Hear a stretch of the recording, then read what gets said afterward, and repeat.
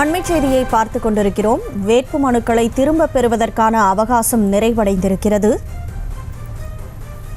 வேட்பு மனுக்களை வேட்பாளர்கள் திரும்பப் பெறுவதற்கான அவகாசம் தற்போது நிறைவு பெற்றிருக்கிறது. அந்த அண்மை செய்தியை பார்த்துக் கொண்டிருக்கிறோம்.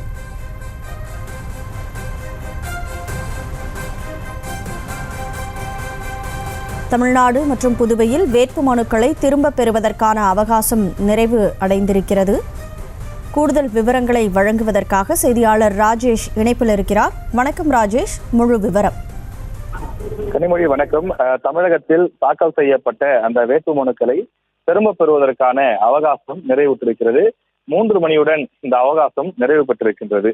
அதாவது கடந்த 20ஆம் தேதி தொடங்கிய அந்த வேட்புமனு தாக்கல் என்பது 27ஆம் தேதி வரை தொடர்ந்தது. தமிழ்நாட்டில் உள்ள 39 மக்களவை தொகுதிகளில் போட்டியிடுவதற்காக 1403 பேர் அந்த வேட்பாளர்கள் 1749 மனுக்களை தாக்கல் செய்திருந்தார்கள். அதில் போதுமான அந்த விவரங்கள் இல்லை, உரிய சான்றிதழ்கள் வழங்கவில்லை என சிலவற்றை நிராகரித்தார்கள். அவை போக மீதம் தற்போது ஏற்றுக்கொள்ளப்பட்ட மனுக்கள் என்றால் தமிழ்நாடு முழுவதும், தமிழ்நாட்டில் இருக்கக்கூடிய 39 தொகுதிகளிலும் ஏற்றுக்கொள்ளப்பட்ட மனுக்கள் என்றால் 1085 வேட்பு மனுக்கள் ஏற்றுக்கொள்ளப்பட்டிருந்தது. அது 27ஆம் தேதியே அறிவிக்கப்பட்டிருந்தது. இந்நிலையில் போட்டியில் இருந்து விலகுவோர், அதாவது தான் போட்டியிட விரும்பவில்லை, வேட்புமனுவை தாக்கல் செய்திருந்தேன் ஆனால் நான் போட்டியிட விரும்பவில்லை, நான் என்னுடைய வேட்புமனுவை வாபஸ் பெற்றுக் கொள்கிறேன் என விரும்புபவர்கள் இன்று மாலை வரை வாபஸ் பெறலாம் என்று அறிவிக்கப்பட்டிருந்தது. எனவே 3 மணியோடு அந்த அவகாசம் நிறைவு பெற்றிருக்கிறது. எனவே விரைவில் தமிழ்நாடு முழுவதும் போட்டியிடக்கூடிய அந்த மொத்த வேட்பாளர் பெயர் பட்டியலை தேர்தல் ஆணையம் வெளியிட உள்ளது. என்றால் தமிழ்நாடு முழுவதும் இருக்கக்கூடிய மற்ற தொகுதிகளில் அனைத்து தொகுதிகளிலும் விவரங்களை கேட்டு பெற்று ஒட்டுமொத்தமாக அவற்றை வெளியிட திட்டமிட்டிருக்கிறார்கள். அதே போல சிம்பிள் அலோகேஷன், இந்த சின்னங்களை ஒதுக்கீடு செய்வதும் இன்றைய தினமே நடைபெற இருக்கிறது. என்றால் யார் யார் வாபஸ் பெறுகிறார்கள் என்பதெல்லாம் தற்போது தெரிய வந்திருக்கக்கூடிய நிலையில் ஒவ்வொரு தொகுதிக்கு போட்டியிடக்கூடிய அந்த அங்கீகரிக்கப்பட்ட கட்சிகள் என்றால் நமக்கு தெரியும், திமுக என்றால் உதயசூரியன், அதிமுக என்றால் இரட்டை இலை, இப்படி ஒவ்வொரு கட்சிக்கும் அங்கீகரிக்கப்பட்ட கட்சிகளுக்கு அந்த சின்னம் ஒதுக்கப்படும். அங்கீகரிக்கப்படாத கட்சிகள் சுயேட்சையாக போட்டியிடக்கூடியவர்களுக்கு இன்றைய தினமே சின்னம் ஒதுக்கப்படும் என்று தேர்தல் அதிகாரிகள் தெரிவித்திருக்கிறார்கள். ஒரே சின்னத்தை ஒன்றுக்கும் மேற்பட்டோர் கேட்கக்கூடிய பட்சத்தில் குலுக்கல் முறையில் அவர்களுக்கு சின்னம் ஒதுக்கப்படும் எனவும் தெரிவிக்கப்பட்டிருக்கிறது. தமிழ்நாட்டை பொறுத்தவரையில் அதிகபட்சமாக கரூரில் 62 பேர் போட்டியிடுகிறார்கள். குறைந்தபட்சமாக நாகப்பட்டினத்தை பொறுத்தவரையில 13 பேர் போட்டியிடுகிறார்கள். எனவே தங்களுடைய வேட்பு மனுவை வாபஸ் பெறுவதற்கான கால அவகாசம் நிறைவு பெற்றிருக்கக்கூடிய நிலையில் இன்னும் சற்று நேரத்தில் தமிழகம் முழுவதும் போட்டியிடக்கூடிய வேட்பாளர்கள் பெயர் பட்டியலும் அவர்களுடைய சின்னங்களும் வெளியிடப்பட உள்ளது.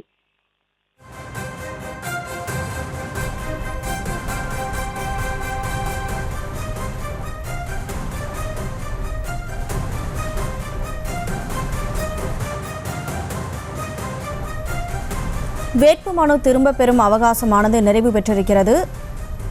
வேட்பாளர்கள் தாங்கள் தாக்கல் செய்த வேட்புமனுவை திரும்பப் பெறுவதற்கான அவகாசம் 3 மணியோடு நிறைவு பெற்றிருக்கிறது. அந்த அண்மை செய்தியை பார்த்துக் கொண்டிருக்கிறோம். ராஜேஷ், இந்த தேர்தலை பொறுத்த வரைக்கும் வேட்புமனு எப்போது அந்த வேட்புமனு தாக்கல் என்பது தொடங்கப்பட்டது, அதற்கான நிறைவு தேதி என்னவாக இருந்தது, அது தொடர்பான தகவலை வழங்கலாம்.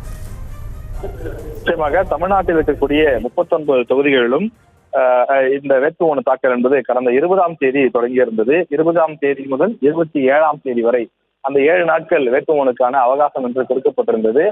ஒவ்வொரு கட்சியை சார்ந்தவர்களும் கட்சிக்கான உரிய படிவும், அதே போல சுயேட்சையாக போட்டியிடக்கூடியவர்கள் தாங்கள் அந்த தொகுதியிலிருந்து 10 பேரிடம் முன்மொழியக்கூடிய அந்த படிவம் போன்றவற்றை எல்லாம் அவர்கள் சரிபார்த்து விண்ணப்பித்து அவற்றை கொடுக்க வேண்டும் என்று தெரிவிக்கப்பட்டிருந்தது. அந்த அடிப்படையில் 1749 பேர் விண்ணப்பித்திருந்தார்கள். ஆனால் போதுமான ஆவணங்களை சரியாக கொடுக்கவில்லை என அதில் கிட்டத்தட்ட ஒரு 600 பேருடைய விண்ணப்பங்கள் ரிஜெக்ட் செய்யப்பட்டது.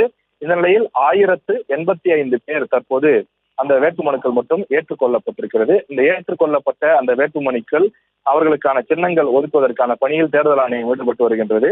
ஒருவேளை போட்டியிட்டு, அதாவது வேட்புமனுவை தாக்கல் செய்து அவர்கள் வித்ட்ரா செய்து கொள்ளலாம், மீண்டும் தங்களுடைய அந்த போட்டியிலிருந்து விலகிக் கொள்ளலாம் என நினைப்பவர்கள் அதற்கான அவகாசமும் கொடுக்கப்பட்டிருந்தது. அந்த அவகாசம் 3 மணியோடு நிறைவு பெற்றது. எனவே அந்த அவகாசம் நிறைவு பெற்றிருக்கக்கூடிய நிலையிலே அவர்களுக்கான சின்னம், அதாவது யார் யாரெல்லாம் களத்தில் இருக்கிறார்களோ அங்கீகரிக்கப்பட்ட கட்சிகளை தவிர்த்து மற்றபடி சுயேட்சையாக போட்டியிடக்கூடியவர்கள், அங்கீகரிக்கப்பட்டு சின்னம் பெறாத கட்சிகள் இருக்கிறார்கள். உதாரணத்துக்கு நம்ம விடுதலை சிறுத்தைகள் கட்சியை பொறுத்தவரையிலே பானை சின்னம் வேண்டும் என்று தேர்தல் ஆணையத்திலே அவர்கள் முறையீடு வைத்திருக்கிறார்கள்.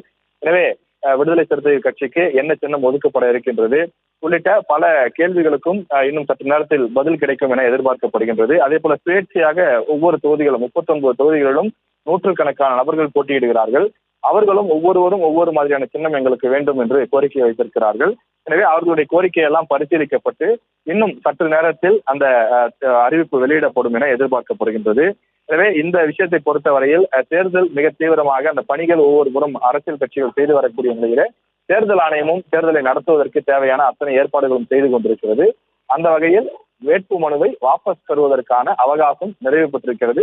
இன்னும் சற்று நேரத்தில் சின்னங்கள் வெளியிடப்பட இருக்கிறது. அதே போல ஒட்டுமொத்த வேட்பாளர்களும் வெளியிடப்பட இருக்கின்றது. அதாவது ஒவ்வொரு தொகுதியில் எத்தனை வேட்பாளர்கள் போட்டியிடுகிறார்கள், ஒட்டுமொத்தமாக 39 தொகுதிகளிலும் சேர்த்து தமிழ்நாட்டில் எத்தனை பேர் போட்டியிடுகிறார்கள் என்ற விவரங்கள் எல்லாம் தேர்தல் ஆணையம் இன்னும் சற்று நேரத்தில் வெளியிட உள்ளது.